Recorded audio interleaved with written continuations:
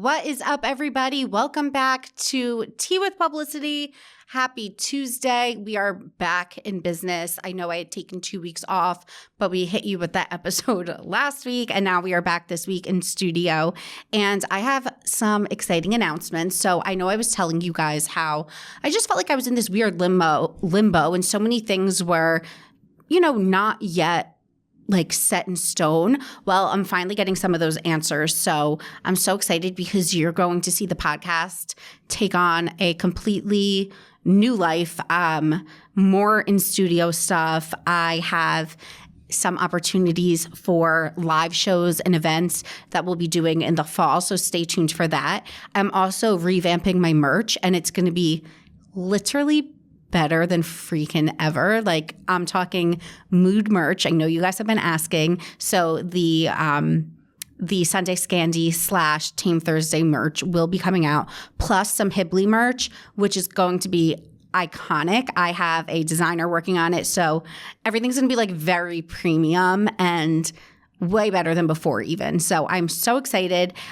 Just to give you guys a little rundown of this week's episode before we jump into the intro, I am interviewing my friend, which is kind of weird to interview a friend.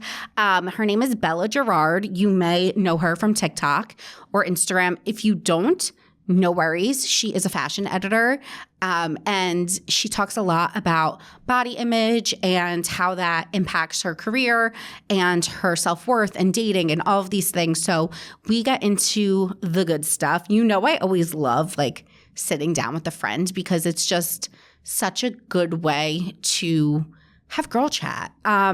So we'll talk to Bella. Bella and I will do your Ask Alyssa questions together, and then I will spill the tea. I want to talk about Adele addressing her cancellation, her Las Vegas cancellation of her tour.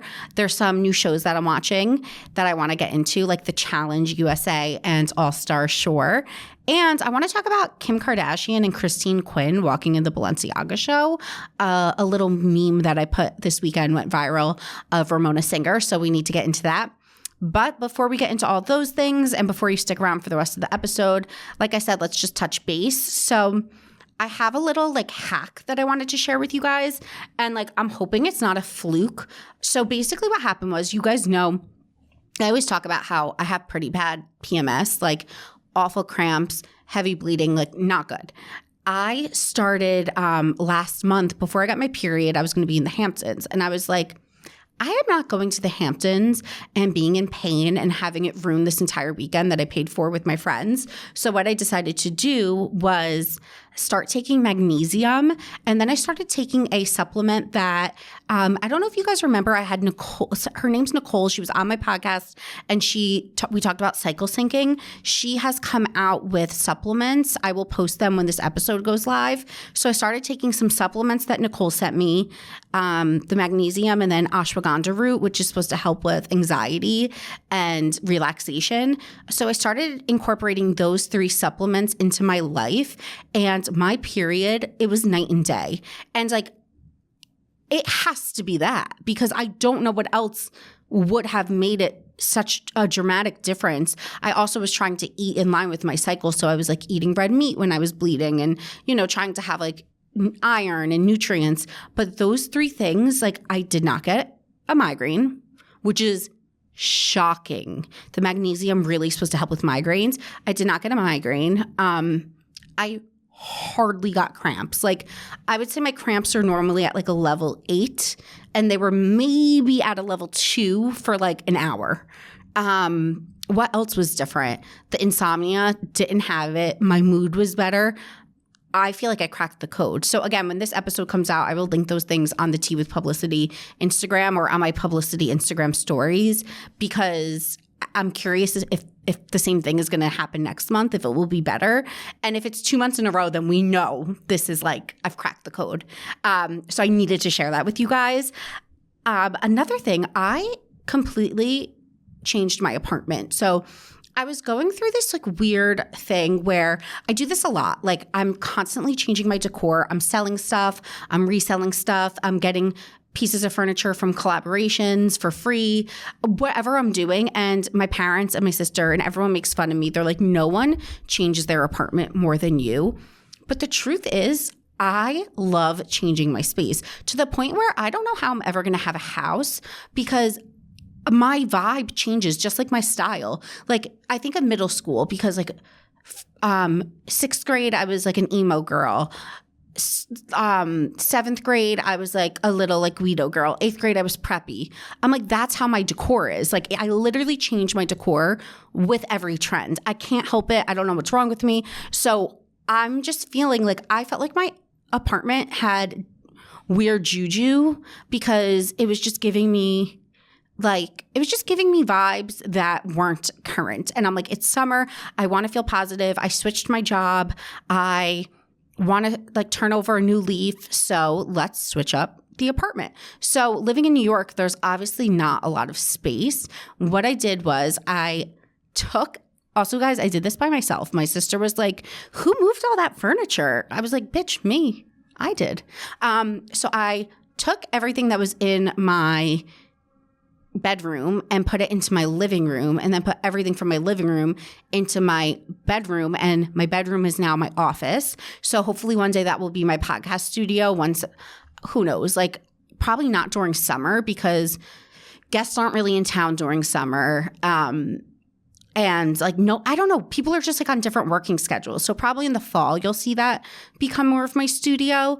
But I put a desk in there and I'm going to do my podcast editing in there because I'm still the one doing like the podcast editing and the social clips and all of that. So I needed a desk. And then I put my bed in my living room, which kind of just makes it feel like a studio apartment. Like that's really not rare for New York. I think my mom was a little freaked out. She was like, why would you want your bed next to your kitchen? And I'm like, Mom, that's how people live in New York. And it just feels like there's more windows in there. So it feels brighter. It feels like a new energy. I don't know. I'm really happy with it. And it's just furniture. I didn't really purchase anything new, so I could always move it all back. Granted, that will be annoying, but I think it looks so cute. It's such good vibes. I posted it on my TikTok, and I think I'm going to do like a little updated New York City apartment tour video for YouTube because the last one I did, my apartment looks nothing like that anymore. So stay tuned for that. But yeah, I'm feeling good. I got really good news this week about a partnership that I was waiting to hear from, and you guys will hear about it soon. It is like my dream partnership, and they're going to be sponsoring the podcast for the next year and some like social stuff. And what I'm so excited most about working with this company is that there's a lot of different things we could do in different sectors like home decor, fashion, beauty. I'm not going to give anything else away, but I'm just like so thrilled. And some other things are coming to life. So I'm feeling like we're on a more positive foot. I'm feeling like the chips are finally falling into place. And I can't wait for you guys to see everything and to go on tour in the fall. And I'm thinking of maybe, even if I don't do the 6 months in LA, I'm thinking of maybe going like a month there so I could record with some LA guests. So if you guys have any suggestions of people that you want on the pod, DM me and I'll do my best to get them on.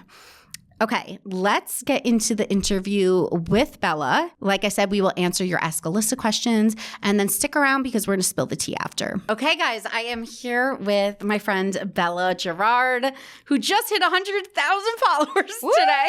Go me. Congratulations. Thank you. I'm literally so excited. Alyssa was the first person to text me. She was like watching my numbers for me. I was like obsessively checking and I don't know why. I was like, I felt your excitement because I think it's a really big like accomplishment. Yeah, I honestly feel like now I don't have to look at numbers at all. Like I wanted to hit that baseline. You hit your goal. And now I don't really care what comes next. I know. I totally get that. I did a little bit in my intro. I told people who you are, that you're a fashion editor, that you do TikTok, whatever it is. But you and we are similar in the sense that we always joke about this. Like we're both shorter. Oh yeah. We're both curvy. We both have brown hair and we like really like similar brands. Mm-hmm. So I thought it would be fun today to one, talk about some brands that we love and why, and two, talk about like how you incorporate body image and like your body type into your content, because I know like from being your friend that that's something that's like really big to you when you're writing up fashion stories, like making sure that the brands that you're vouching for like fit within your comfort level. Definitely. So let's tackle that first, and then we'll keep like more of the fun stuff to the end. Like, how do you choose who or what you're going to write about or what you're like reviewing? Yeah, so I would definitely say for reviews, review content is kind of my specialty.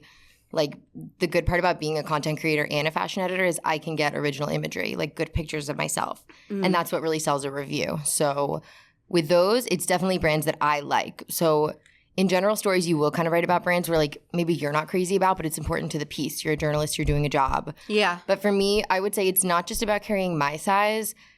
I really think that like journalists of all sizes should be working to make sure that they're only covering inclusive brands all over. And nobody's perfect, and sometimes you get an assignment and you just have to do it.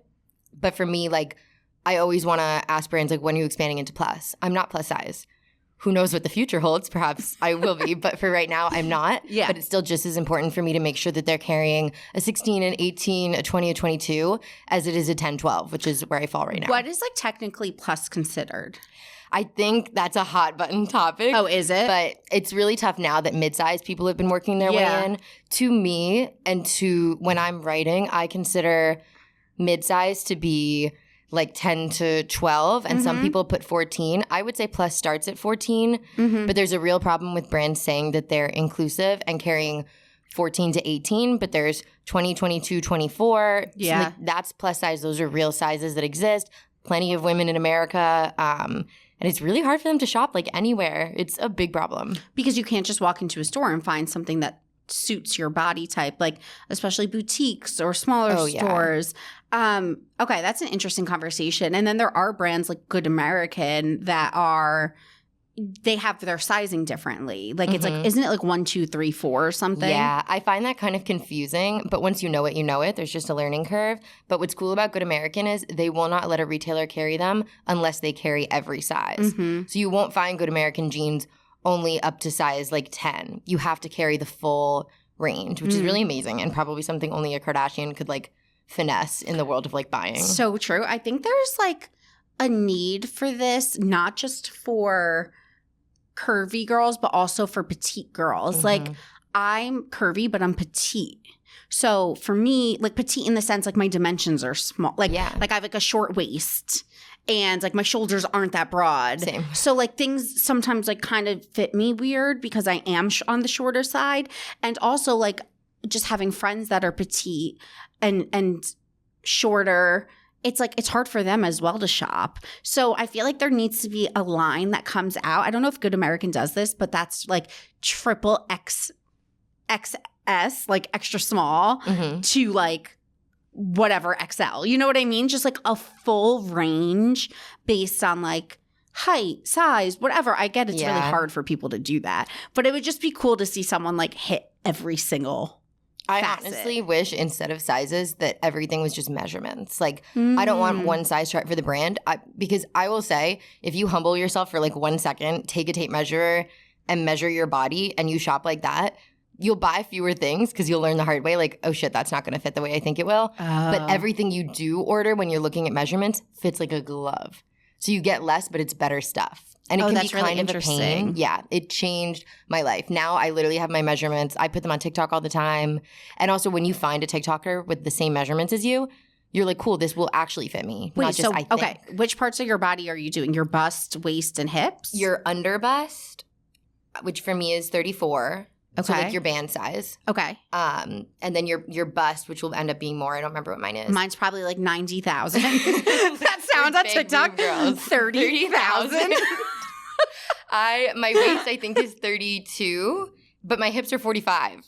So there's a big jump there. Okay, wait, I gotta go do this, but I'm also petrified. Oh, you do it and then you write them down and you don't think about it. It's also kind of fun to see like, no, this is really toxic. I'm not even gonna say it. It's like, see, that's like where the diet culture, like, get out of my brain because that's really I was going to be like, it's going to be fun to see if it goes up or down. Like, that's toxic. I do it once. I do it once. You do it once? Again. One and done. I will say, Alyssa and I have had so many good conversations about, like, genuine self-love and not bullshit and not just yesterday. Literally yesterday, we were talking about working out and she was like, don't go if you're doing it like because you think you need to do it out of you self-hate. want to. Yeah. But for me, it's more like I got to be able to climb the subway stairs. And for that reason, I have to go to at least one workout class. Like, but other than that, luckily I don't have the issue of shaming myself. That's good. I think a lot of people like hate their way into working out. Yeah. Like a lot of people are like, oh, I ate a cheeseburger last night, so I'm going to go to the gym for 3 hours tomorrow. Yeah. Like people like really shame themselves. People really do it like math like that too. They're like 1 cheeseburger equals 1 hour of the gym. And I'm like, that's not the way like digestion works. Like it's simply not. Like people are so, not that you shouldn't be strict. Part of like loving your body and like body positivity is loving it enough to take care of it. Yeah. But I had a long ass conversation with my therapist about this yesterday because we were just talking about like loving yourself, and like the more you love yourself, the more what other people say won't penetrate you. Yeah. Like if someone says something rude about you, you're like, well, she was like, how could you be titanium? Like, how could you let things bounce off of you? Because if someone I love says something hurtful to me, it penetrates me. Oh, yeah. And like that shouldn't reflect how I feel about myself. So it's like, how could I get to a place where like I love myself so much that what you say doesn't matter? Yeah. You know, it's tough. It's so hard. And I feel like some people already have it wired into them. Like different things affect different people. So like I'll get hate comments all day on TikTok and they bury me. Like it can be just something like you're ugly or like I didn't like this video. People really say stuff like that to Oh you? my God, you're ugly, you're fat, your boyfriend doesn't like you. And I'm like, what? That stuff bothers me so much. But then in the real world, if someone were to say something nasty, it doesn't bother me because I feel if you know me, I already know myself. So like I'm not worried about negative stuff. But when people don't know me, I'm like, well, hang on, let me prove to you that like you're not getting the whole story. I find myself like fighting with people. Oh, I fight. Like yesterday, some girl messaged me and she was like, I used to really like you, like when you were at Barstool, but like it just seems lately like you've been like not honest about your situation. And I was like, I literally can't be more honest. Are you reading my contract? I said, I'm like, you know, there's certain things legally you can't say, number one. Number two, it's like, do you not listen to me then? Because I cry on this podcast. I bare my freaking soul. Like, I probably say way more than I should. And I'm like, then you don't know, like, then maybe I'm just not for you because I feel like my followers, like, know who I am. Yeah. And the ones that, like, really get me understand. So, like, I kind of fought back with her. I was like, then don't follow me. Like, not for nothing. Yeah. If you don't, like who I am, then maybe we're just not meant and that's okay. Yeah. Like you could be two good people that aren't vibe. I always say, I wish you the best, far away from me. Go do your thing, but just do it over there, please. It's so true. Someone was saying this yesterday. Oh, Victoria Paris. I was listening to a podcast that she was on. She said something that was so true. She was like, I'm giving you all this like content for free. And like, I'm also allowed to take it away from you. And it's true. Like, I think a lot of people get up in arms like, well, you're in the public eye. You signed up for hate. It's like, not really. If that's how you think the world works, that like public equals hate, then that's a really like negative world way. Perspective. Of course, you're going to get criticism and feedback are different than hate. Yes, my I agree. boyfriend looking away from me, but I post a video because I look good doesn't mean like that's hate to be like your boyfriend doesn't like you. Whereas someone being like, maybe I don't think you approach this topic perfectly, or like you know you're misinformed about XYZ. That's helpful. I will humble myself all day long. Like you always want to be learning, but you can't just take hate for no reason. No, I totally agree. And when you like, so you've been what, like a year you've been dating your boyfriend? Yeah, a year. Oh my God. Yeah, my boyfriend's from Alyssa's hometown. Yeah, it's like the most random scenario in the world. She's like, where are you from? I'm like, Montville. She's like, my boyfriend's from Montville. I've like, what never the heard of hell Montville. are the chances? Like, it's just, the world is so weird. That's how you know you're destined to be friends with certain people. Like that. I feel that so honestly. Like, so when you were going into dating, we've talked about this a little bit, like personally, I like would lie if I said sometimes like my body image doesn't like hold me back.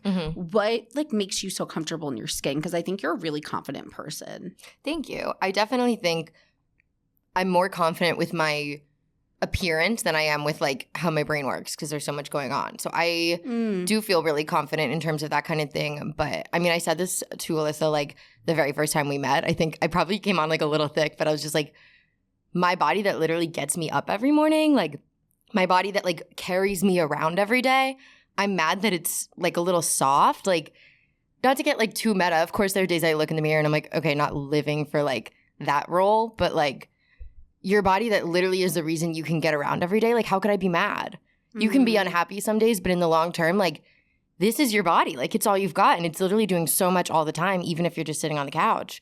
So if someone wants to, like, not date me or something because of how I look, I'm just like, weird take, but go off. I just think that's, like, such a beautiful, like, outlook. I'm not even kidding. Because I said this the other day in therapy. Like, I had gotten this partnership that I'd been waiting on. And I, like, had a moment of reflection. And I was like, this body got me that partnership. Like, kind of what you're thinking versus being like, I need to change to get these things. It's like, no, I did it in this body.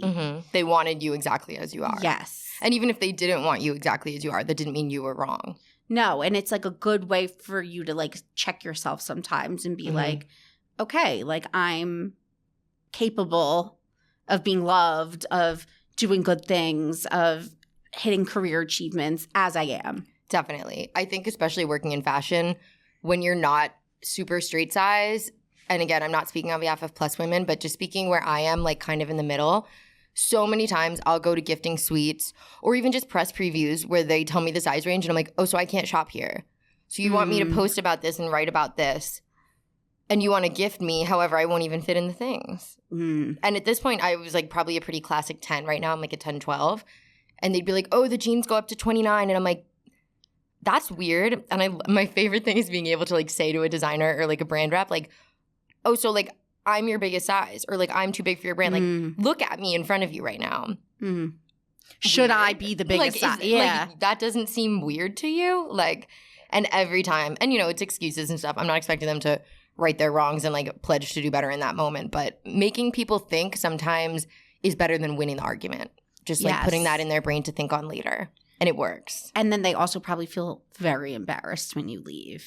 As they should. I would be mortified as a brand person, just, like, putting myself in that situation. But they try to mortify you and act like it's a bad No, because thing. they feel embarrassed because they know you have the power to write up a bad review. That's the thing. It's like they're probably shitting themselves when you leave. It happens more often than you'd think. And the thing is, you can't blame it on, like, the nice PR girl repping the brand that's not inclusive. You can't. You really can't. Some of the brands that I hate have the sweetest angel PR girls, and I'll always try to help them without helping the brand. It all comes from higher ups. Like, it's really no one's. No. You know? Okay, I want to talk about some of our favorite brands because you and I share some, and we had discussed, like, putting together, like, a little list of, like, brands or items that we love, which we'll share with you guys. But we both – I could speak for both of us when I say we love the brand Affirm. Love. Favorite brand, probably. So it's AFRM, and their stuff fits really well. It's very, like, figure hugging, very hourglass. So if you like form figure stuff, but I think the cut's nice and the material's really nice. They do, like, a sheer mesh, which is a really big trend. And it's, like, good all year round. I have easily 10 of their dresses in my closet. And, like, I regularly check their website. I have a lot of stuff, too. I really do. I feel like I turned you on to them, no? They were on my radar, and then you wore something, and then I got – was it you? I think so. It was the zebra dress. Yeah. It's a tiger, but it's a white tiger. So you're on it. But before that, like, I'd always really liked them and looked at their stuff, and then I saw that dress, and I was like, I'm done. Yeah. I'm like, you could have me. It's literally so good. I wear them all the time. One of the brands that I shop at regularly, which makes up, like, 60% of my wardrobe, is Norma Kamali. And I do want to point out, it is an expensive brand, but the use that I get out of her stuff, because – it's very, like, elevated basics. So if you want, like, a blazer or a pair of, like, black pants, they will carry you into multiple seasons. Like, and so for me, it's worth the investment. I, like, live and die for that brand. Love. What else is on our list? Oh, I feel like we were talking about, we both went to the Andrea Iyama sample sale. Really cool black-owned brand. Incredible swim. Like, dresses. I did really well at the sample sale. Literally, if I could, like, put my vision in a brand of what I think clothes should look like, she did it. She's amazing. Like, this designer knocked it out of the park. Like, I like every item. Yeah. Like, I think her stuff, the silhouettes are gorgeous. Like, I really think she's, like, one of the top designers to, like, look out for. And I also believe, like, her stuff is, like, designed to fit, like, womanly figures. Absolutely. So it's, like, made to make your body look good, whether you have curves or don't, because it's going to like hug you in the right places. Yeah. What's funny is Alyssa and I talk about Revolve a lot, and I don't really shop on Revolve, but that's where I first saw the swimsuits, and I was pretty disappointed because they only went up to extra large. But if you go on the actual brand website, I'm pretty sure it's 3X, and it's a generous 3X, and that made me happy. What I don't really get, and this is a conversation maybe to have with Revolve, I should get them on the podcast. I'd like to be there. Is if the brands that they carry sell bigger sizes, why don't they sell them on their website knowing there's demand? Because they don't want those shoppers. You think? Yes, because they're incredibly fat phobic. Think about Selkie. The biggest buyers for Selkie are the plus size community, and their full size range isn't on Revolve. You know Selkie, like the little puff dresses everyone loves? Hate those. Revolve actively chooses to not buy those sizes. I don't get, like, I get their, maybe they are, but like, you think a team of people isn't overriding one person's opinion at the top? They all think that way. When you don't have a diverse group of people at the top, you do not get a diverse product, an inclusive product. It's so hard for me to comprehend. That's why I'm like pushing back. Well, because I'm like, I just wouldn't think that. I can't. Exactly. Like, that's why, like, this isn't coming from me being like ignorant. It's like me coming from a place of, I don't understand. It's because I can't think that way. It's not only not inclusive, it's really bad business. Like the money they could make. I mean, it's awful business. That's why I'm saying if they were to actually expand their sizes, the demand would be there. Because they carry beautiful items. So if women of all sizes were able to shop those brands, they would get those customers. So that's why I don't even understand from like a strategic perspective. No, I'll be looking forward to Remy's line, which is definitely a little more expanded, 3X, I think. No, I saw yesterday she posted it's going up to 4X. Fantastic. So I'm happy that she like pushed for that change. That's because really, really great news. I know. So they must have heard the feedback. And like, I think that will be a first step in them seeing that it's going to sell really well. And then hopefully it will like impact more change. So, I mean, stuff has to start somewhere, but yeah, it's just interesting. I mean, I had emailed them being like, hire me to bring me on board to do like consulting, because I think they, like you said, you need inclusive people on like the board to help make these bigger decisions. And they're part of the problem, but there's so many brands that could be doing more. Deep dive. That might have to be a full other. Oh my God, can you imagine? The tea I could spill from the inside is crazy. Scary. And then some of the other brands, it's weird because it sucks because some of the brands that do curve fashion best are fast fashion. Yes. Which is like hard because a lot of people don't want to shop fast fashion. So it's weird to be like, oh, Pretty Little Thing, Fashion Nova, all of these fast fashion brands, but they are the ones that have been really inclusive. So it's like kind of a double-edged sword. It's definitely like a really hot button conversation, but I would say that most people that I speak to and like kind of in my side of the industry are definitely comfortable with like plus fashion that is on trend and current is so limited. Get it where you can. Like, it's totally okay. That makes sense. If you want luxury, I think Andrea Yama, like we said, is a great brand. Hanifa, another incredible Black-owned brand. I have a dress that I've seen on myself, and I look great in it. Bella Hadid, and she looked great in it. And Ashley Graham. And all three of us look great. And to me, I'm like, that's a good design. Because that's 3 different bodies. Like, yes. So that's a good one.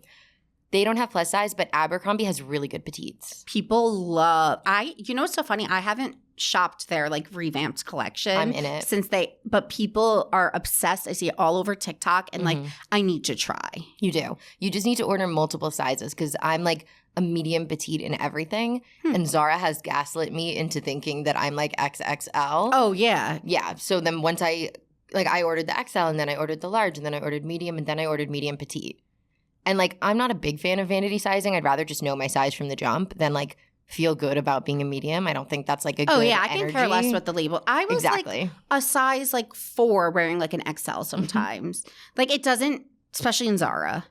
I remember the days when Zara didn't even have XL. No. It was small, medium. It was extra small, medium, and large. And I remember being like a 4 not fitting into the large and being like, this is traumatizing. Yeah, I haven't bought like a piece of clothing. I honestly love their shoes and accessories, but I haven't bought like a piece of clothing from Zara that was the things that do fit then are badly made. And frumpy. So there's really nothing for me. Like even if I'm like, ooh, I love this and it buttons, I'm like, okay, but it's also like pilling already. Totally. So not into it. Yeah.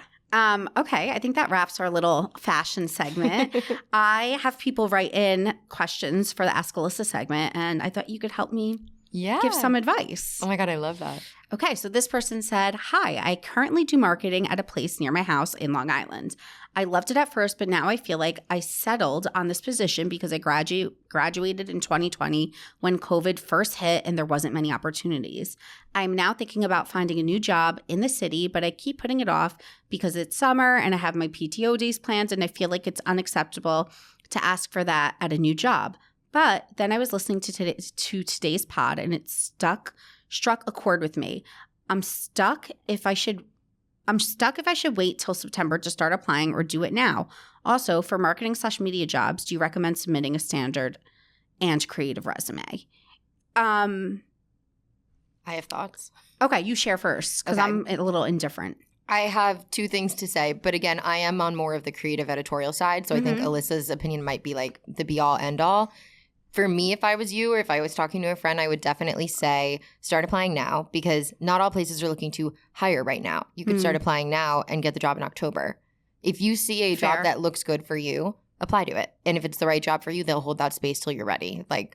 And then in terms of creative resume, I think a regular resume is good. I would encourage you more to have some kind of digital resume, an online portfolio, something like that makes you stand out a lot more than like, here's this other PDF. Now I'm making you look at two documents. But for me, I know having an online portfolio, super basic, just things you've done before, any public info you're allowed to share about like numbers or previous roles, it just like ups the game. I can't explain it. It's the best. I think that's smart. I actually don't have great advice on the resume part because I haven't had a resume since like 2015. I really haven't. Like, I haven't crazy. I worked for myself and then like I just haven't had to make a resume in forever. I just had a basic one. Like, I don't know if now I probably would have more of like an online portfolio, like you said, showing my work. So I think that's a really great suggestion. But I think like cover letters, I never wrote a cover letter in my entire life and I got every job. I think too much fluff is distracting. Short and sweet. Yeah. If I can tell that like you're writing it like it's a cover letter, that's weird. If you actually have relevant info, like the 2020 thing is a great thing to put in your cover letter because that's not on your resume. So you say, you know, like, I loved being here because at that time it made sense. Like little, I don't know, not personal. You're not like telling them your life story or anything, but yeah, just the fluff of like copying and pasting the skills on the job description. Like, please don't be that girl. No. I actually like your initial advice because I was going to be like, take the summer, whatever. But I get your point, and it doesn't hurt to apply now because it doesn't mean it takes like a month or two to even get a job and to go through the interview process. So you should be interviewing while you have PTO because you could like kind of get out. There's probably summer Fridays. Maybe you could interview on a Friday. Like, it's probably going to be a little easier to get away with interviewing in the summer anyway. True. But again, like, I don't know. I think a lot of jobs might not really be hiring during the summer. Yeah. But you might as well try. I would say you could do the happy medium. And right now, if you see a job where you're like, that's the job I want, apply to that. But don't do the like full force applying to 100 jobs. You can like pick that up in September. But if you see a job you really want right now, to wait would be silly. So only go for it if you're like, no, that's a real job that I would like quit my current job for on the spot if I got it. Totally. Yeah. I hope that helps. Okay, this next one said, Ask Alyssa, hi, I love the pod and you. I'm 25, female, and single for the first time in 3.5 years. Woo. The thought of dating again makes me nauseous and very anxious. I want to take time to heal and grieve the relationship I just got out of, and I know I have a lot of work to do on myself. Any advice on how to know you're ready to start dating again? Best way to start on some self-work? And what dating apps do people use these days? Thanks so much. Okay, you're 25. Take a minute. I get 3.5 years is a really long time because like I had a 3.5-year relationship and like it is substantial, especially when it feels really serious. But you asked basically, when do you know it's time to start dating again? I think when you stop feeling nauseous. Yeah. I feel like, first of all, I love giving advice. This is so much fun.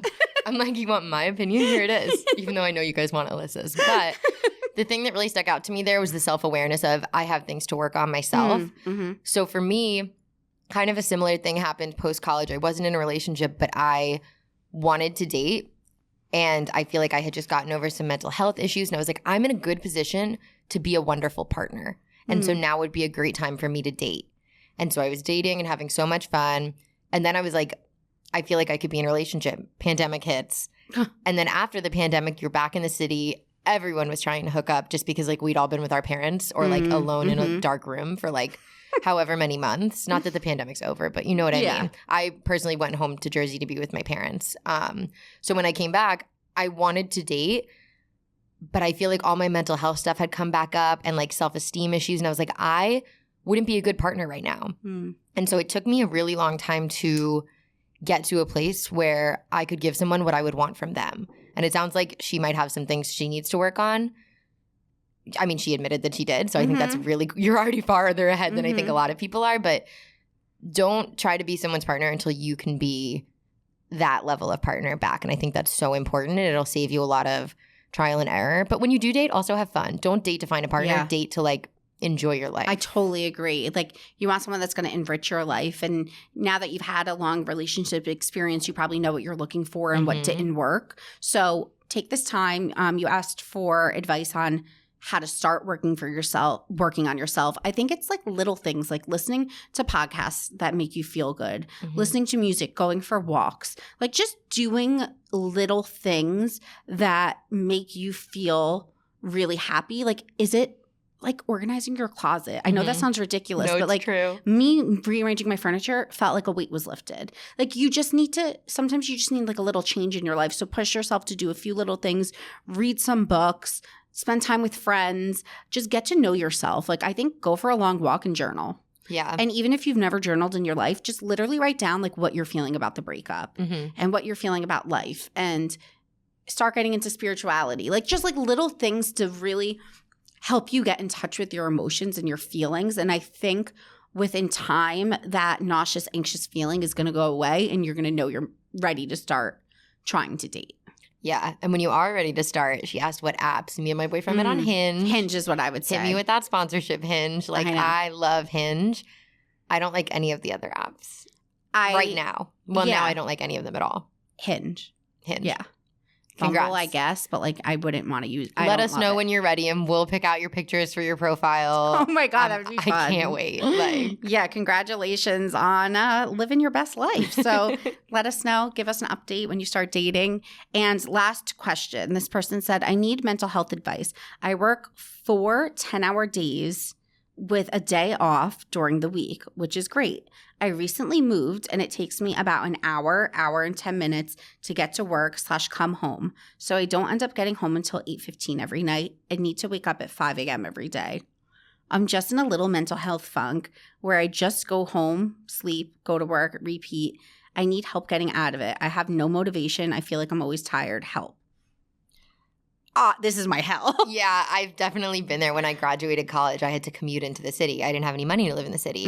And that was the exact same thing. I would wake up at 5, full face of makeup, train, go to work, train back, get home at 8. And the same exact thing. I would eat my dinner and pass out. It's such a toxic cycle.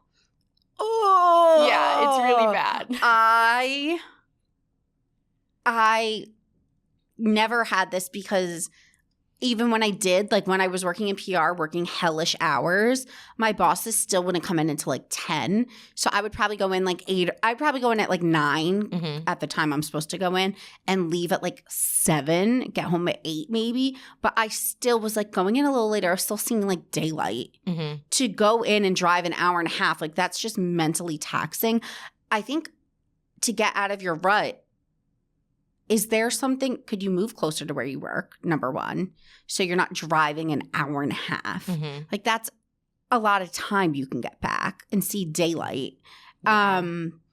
Is that an option? Like I don't know what your like financial situation is or what your like living situation is, but I think that could be like a solution at least. I know you mentioned you do have the day off. I think it's like – you know, making sure that you're doing something that makes you feel like recharged during that day. I don't know, because I have a hard time. I'm an introverted extrovert, so I get my energy from being alone. So when I get home late, I'm screwed because then I'm up really late because I need that time with myself.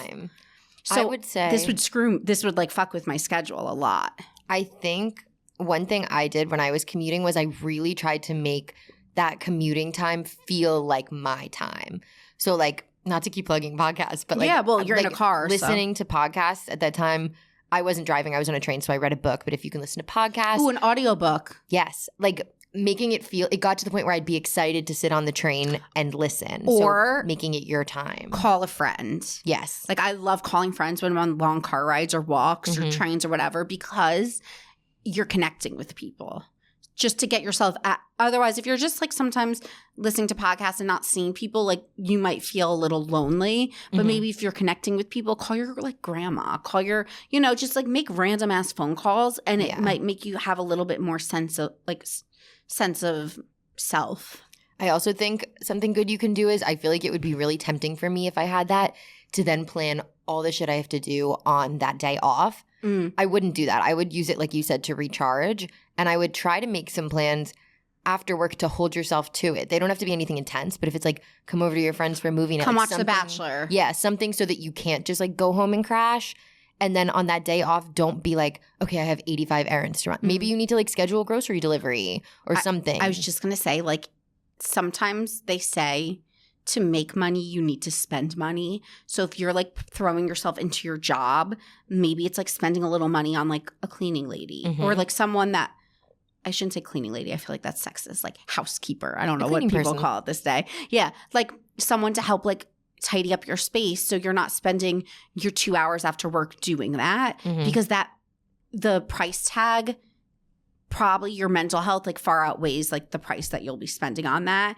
And then maybe it's just like not buying coffee that week and it's making it at home. Like just little things to kind of help yourself. Also, like, if in case you haven't heard it in a minute, like you're working really hard for a reason, and you're like doing the thing that you wanted to do, even if it's not like right where you want to be right now. But the fact that you're putting that much time and energy into your job is really impressive, and like a work ethic not everyone has. So like even though it might be hard right now, like good for you for doing that, and also trying right now to find that balance. Like that's impressive. It will pay off. Definitely. Because like you said, you put in those hours, I put in those hours, and like we got to where we wanted to be in our career. So it is worth it. Just make sure it doesn't become like a long-term thing to the point where it's like 4 years down the road and you're still doing this. Definitely.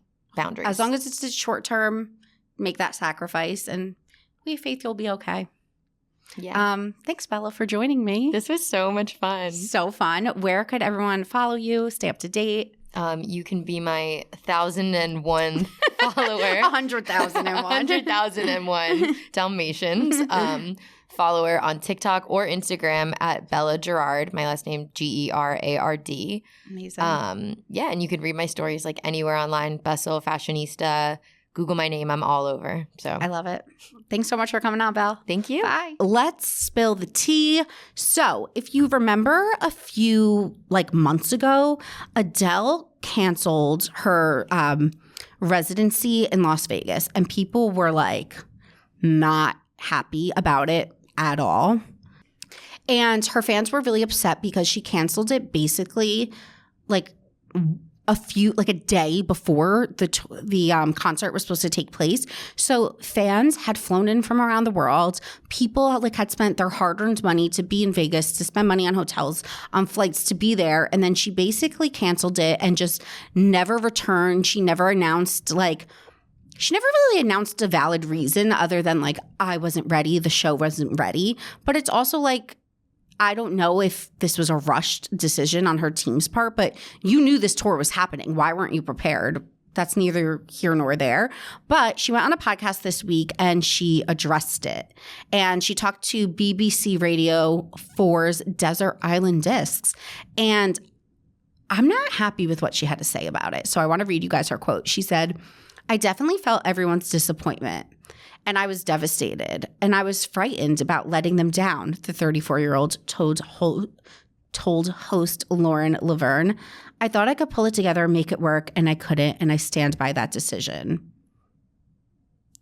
She said, you can't buy me. You can't buy me for nothing. And I'm not going to just do a show because I have to, or because people are going to be let down, or because we're going to lose loads of money. I was a shell of a person for a couple months. I just had to wait it out and grieve it, I guess. I just grieved the show and get over the guilt, but it was brutal. The part that really like rubs me the wrong way about this is the is I'm not going to do a show just because I have to or because people are going to be let down or because we're going to lose loads of money. It's like, lose your own money, fine, but you're losing your fans their money. And to me, that sounds like a very like privileged way to look at things. It's like, well, it's not good enough for me, so I'm not going to do it, and I don't really care about the cost of other people. I don't know, the whole thing, like, I don't love her statement on this. I think she should have – I get she's saying she was a shell and it affected her, but I think she should have came from more of a stance of, I feel so awful, I want to refund people for their flights, whatever. To be like, I don't care. I don't know. Something about this really rubbed me the wrong way. And it just feels like a really, really weird take for her to have. I just did not like it. It did not sit well with me. So I wanted to read that to you guys. 2 new shows that I started. So The Challenge USA, which is on CBS. So I love the Challenge franchise, and they're always on MTV and most recently Paramount, but they have expanded into CBS. So the CBS Challenge, if you watch Love Island USA, it's Love Island contestants, Big Brother contestants, Amazing Race, and Survivor. So they're all competing in the challenge for money.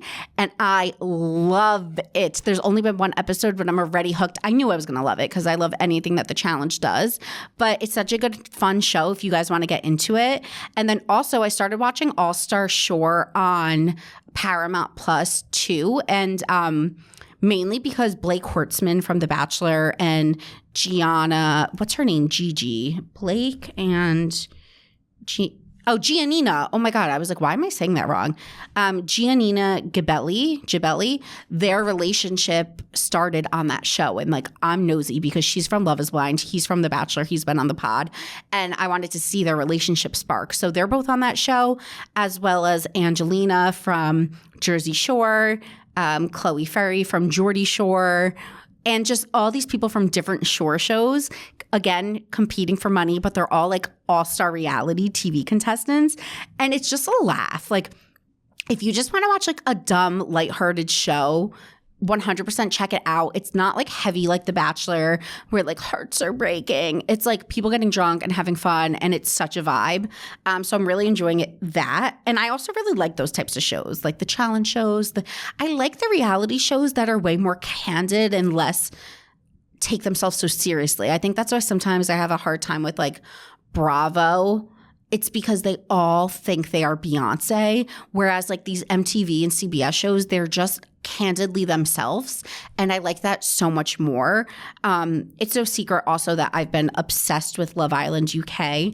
I realize I'm watching it with a VPN, so I'm watching it ahead of most people. If you're watching it right now on Hulu, you're probably about like 10 or 15 episodes behind me. I created a Love Island UK highlight on my Instagram. So if you just go to my account Publicity, if you want to like eventually catch up and read my opinions and my thoughts, it's all saved in my highlights. So as you watch it, you can go back and look. And then the last thing I want to talk about is Kim Kardashian walked in the Balenciaga show, and I made fun of her walk. I'm sorry, Kim. I love her. I think she's the cutest, but like I saw an opportunity and I had to take it. Like, you can't watch that clip and not see Ramona. So I made fun of her with love, Kim, with love, because obviously she did fine. Like, she didn't really look that crazy, but it was just something about the eyes that was serving Ramona. Also, the blonde hair and the black dress. Like, it was just too easy of a shot not to take. And I was surprised that more people weren't calling it out. So I was like, I need to post this. It got some traction online. People were cracking up. And a lot of people had the same thought. They were like, look, I thought the same thing. So we love you, Kim. You did fine. Like, I think it's cute that she got to do this. Overall, I didn't love the whole show.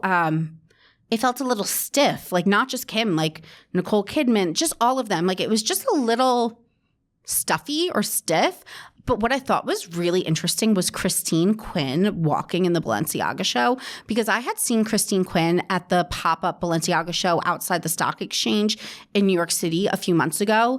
And I was like, how did this girl weasel her way into this event? No offense, Christine, because like you just don't often see reality stars work their way into like a big branded event like that. Granted, Kim Kardashian's a reality star, but at this point, I think she's earned her stripes. So I kind of was wondering how Christine was even at the New York show. Now, all of a sudden, she's walking in the Paris show. I want her PR person. Like, I don't know how she did it. I don't know how she did it.